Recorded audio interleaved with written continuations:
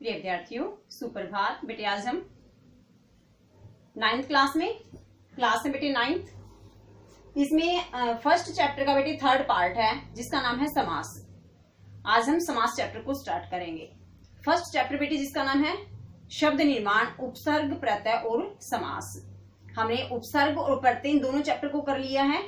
ये हमारा 3rd part है जिसका नाम है समास। तो बेटे आज हम समास चैप्टर को स्टार्ट करेंगे। सबसे पहले क्वेश्चन आता है बेटे, समास शब्द का अर्थ क्या होता है, यानी कि समास किसे कहते हैं। समास का अर्थ होता है छोटा करना। ये सब हम नोटबुक में राइट करेंगे। मैं आपको क्वेश्चन वाइज वीडियो में समझाती चलूंगी बेटे, और उसके अकॉर्डिंग ही आपको नोटबुक में राइट करना है। तो फर्स्ट क्वेश्चन बनेगा इसमें हमारा, समास शब्द का अर्थ क्या है। तो इन क्वेश्चन को हम तो बेटे आपको सभी क्वेश्चन वीडियो के अकॉर्डिंग राइट करने हैं। सबसे पहले क्वेश्चन देखिए हमारा, सबसे पहले क्वेश्चन बनेगा बेटे समास शब्द का अर्थ। सबसे पहले आप ऊपर हेडिंग बनाकर नीचे लिखोगे बेटे समास शब्द का अर्थ क्या होता है। समास शब्द का अर्थ होता है छोटा करना। अब ये छोटा करना कैसे होते हैं मैं आपको इसको परिभाषा में समझाऊंगी। आपको याद रखना, समास शब्द का अर्थ होता है छोटा करना कह सकते हैं हम, या संक्षेप में करना भी कह सकते हैं। विस्तार होता है बड़ा, संक्षेप होता है छोटा, तो वही है बेटे समास शब्द का अर्थ है छोटा करना। नेक्स्ट क्वेश्चन हमारा आएगा समास की परिभाषा। समास किसे कहते हैं। दो या दो से अधिक शब्दों के मेल को समास कहते हैं। समास की परिभाषा क्या है बेटे, दो या दो से अधिक, क्योंकि इसमें या तो दो शब्द मिलेंगे या दो से ज्यादा शब्द में मिल जाते हैं। दो या दो से अधिक शब्दों के मेल को, उनको हम मिला लेते हैं तो उसको क्या कहते हैं, समास कहते हैं। एग्जाम्पल समझिए, उसमें आपको ये दोनों पार्ट समझ आ जाएंगे। हमने उदाहरण लिखा है राजा का कुमार, ये दो शब्द हैं, एक शब्द है राजा, दूसरा शब्द है कुमार।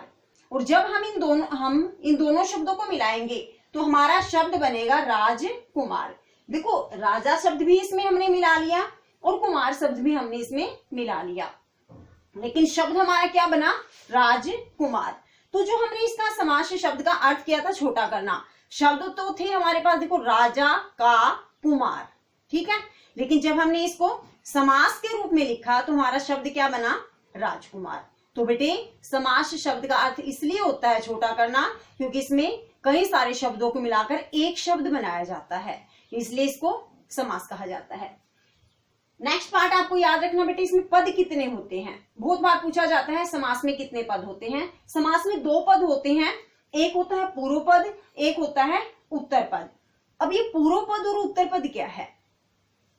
पूर्व का अर्थ क्या होता है, पहले, उत्तर का अर्थ क्या होता है, बाद में।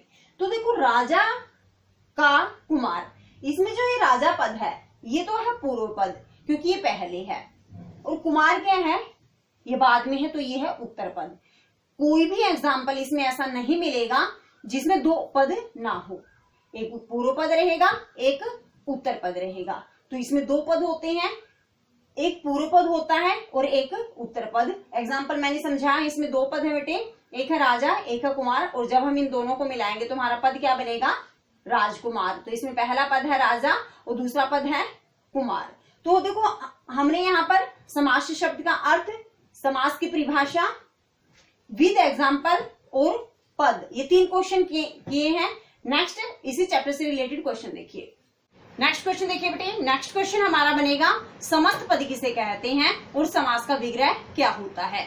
समस्त पद देखिए, अनेक शब्दों के समूह को इकट्ठा करने से जो शब्द बनता है, यानी अनेक शब्दों के समूह को जब हम इकट्ठा कर लेते हैं, वो इकट्ठा करने से जो शब्द बनता है उसको समस्त पद कहते हैं। अब ये समस्त पद होता क्या है और कैसे हम इसमें शब्दों को इकट्ठा करते हैं, हम एक ही एग्जाम्पल से समझेंगे। हमारा प्रीवियस क्वेश्चन में भी ही एग्जाम्पल था बेटे राजकुमार। तो जब हम इस पूरे शब्द को राइट करेंगे तो यह होगा समस्त पद। समस्त पद की जगह आप एक शब्द और याद रखना, सामासिक शब्द। कई बार सामासिक शब्द किसे कहते हैं, सामासिक पद किसे कहते हैं, ऐसे भी पूछा जाता है। तो समस्त पद किसे कहते हैं, अनेक शब्दों के समूह को इकट्ठा करने से जो शब्द बनता है वह समस्त पद होता है। फॉर एग्जाम्पल राजकुमार।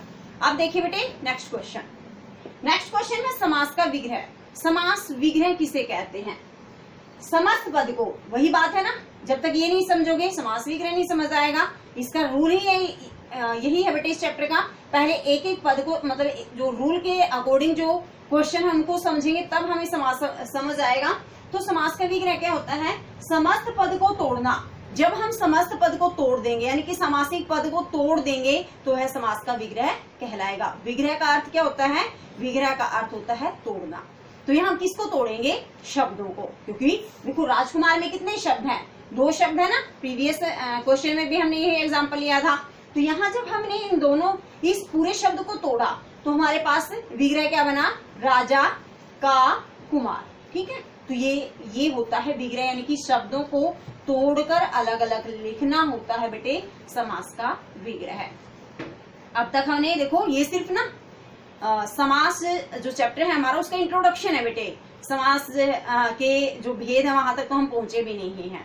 तो इससे पहले जब तक आप ये सारा पार्ट नहीं समझोगे आपको भेद समझने में भी दिक्कत आएगी, क्योंकि वहां ये सभी रूल रहेंगे। पूर्व पद क्या है, वहां उत्तर पद क्या है, किसी में पूर्व पद प्रधान होता है, किसी में उत्तर पद प्रधान होता है, किसी में पूर्व और उत्तर दोनों पद प्रधान होते हैं, किसी में दोनों ही पद प्रधान नहीं होते, कोई तीसरा पद प्रधान होता है। तो ये तभी तो समझ आएगा ना जब आपको ये पता लगेगा कि पूर्व पद क्या है और उत्तर पद क्या है। ठीक है, पद 2 है, पूर्व पद, उत्तर पद, समस्त पद या सामासिक पद, दोनों आप याद रखना। समस्त पद या सामासिक पद यानी कि जो 2 शब्द हमें मिलेंगे, 3 शब्द हमें मिलेंगे, उनको जब हम जोड़कर लिखेंगे तो वहां वह होगा समस्त पद या सामासिक पद। और जब हम सामासिक पदों को तोड़ देंगे तो क्या बनेगा? समास का विग्रह। एक एग्जाम्पल से अगर पूरा पार्ट समझोगे बहुत अच्छे से समझ आएगा। हमने यहाँ एग्जाम्पल लिया है राजकुमार, विग्रह जिसका बनेगा राजा का कुमार। नेक्स्ट क्वेश्चन देखिए बेटे, समास के भेद। समास के मुख्य रूप से 6 भेद होते हैं, याद रखना। समास के मूल रूप से 6 भेद होते हैं। संस्कृत में 4 होते हैं, हिंदी में 6 होते हैं। फर्स्ट होता है बेटे अव्ययी भाव। अव्ययी भाव समास, जिसमें पूर्व पद प्रधान होता है उसे अव्ययी भाव समास। तभी तो आपको पूर्व पद और उत्तर पद समझाया गया था, क्योंकि उसी के अनुसार बेटे इनकी परिभाषा भी है।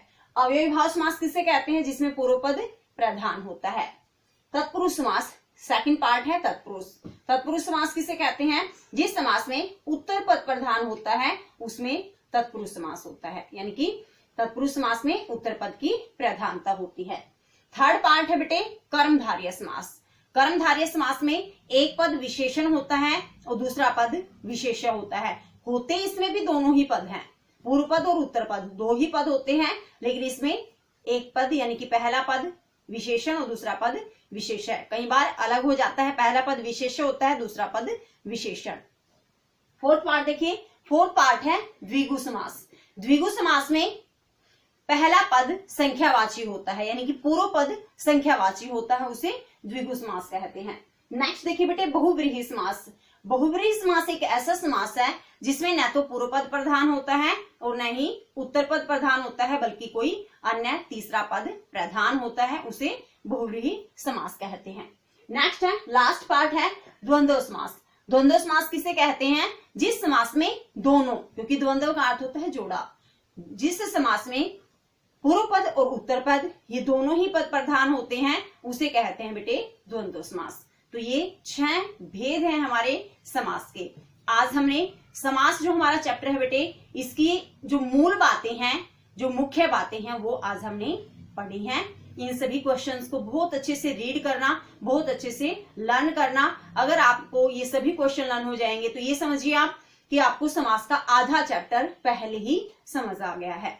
इसमें हमने क्वेश्चन याद करने बेटे समास शब्द का अर्थ, समास की परिभाषा, पद कितने होते हैं इसमें, समस्त पद किसे कहते हैं या सामासिक पद किसे कहते हैं, समास का विग्रह क्या होता है, विद एग्जाम्पल आपको इन सभी को समझना है। और लास्ट क्वेश्चन हमारा बनेगा समास के भेद कितने होते हैं। इसमें मूल सी बातें याद रखनी है बस, बाकी हम विद एग्जाम्पल एक एक पार्ट को बहुत अच्छे से करेंगे। 6 भेद हैं, विद एग्जाम्पल इनको बहुत अच्छे से हम लर्न करेंगे और राइट करेंगे। तो ये था बेटे हमारा आज समास पाठ का परिचय, इंट्रोडक्शन। ठीक है, तो कल से हम चैप्टर को स्टार्ट करेंगे जिसमें हमारा फर्स्ट पार्ट रहेगा अव्ययी भाव समास। आज के लिए इतना ही, धन्यवाद।